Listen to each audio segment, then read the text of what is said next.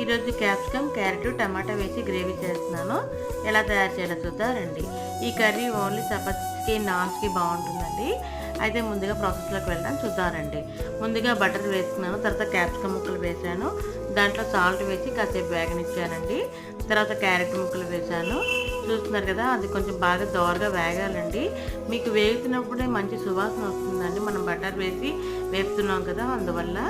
So అది కాసేపు మగ్గిన వెంటనే మనం కళాయి తీసుకొని దాంట్లో 3 స్పూన్లు ఆయిల్ వేసి, ఉల్లిపాయ ముక్కలు వేసి, టమాటా పళ్ళు వేయాలండి. దాంట్లో కొంచెం సాల్ట్ వేసి, తర్వాత ఒక చెంచా షుగర్ వేసానండి.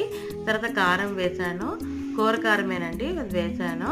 కాసేపు మగ్గనిచ్చిన తర్వాత మనం ఇందాకలైతే మనం వేపు ఉంచుకున్నాం కదా క్యాప్సికమ్, క్యారెట్ ముక్కలు, అవి వేసి ఇందులో మిక్స్ చేసేసుకోవడమేనండి. చాలా సింపుల్ అండి, చపాతీలోకి అయితే చాలా బాగుంటుంది. Please subscribe.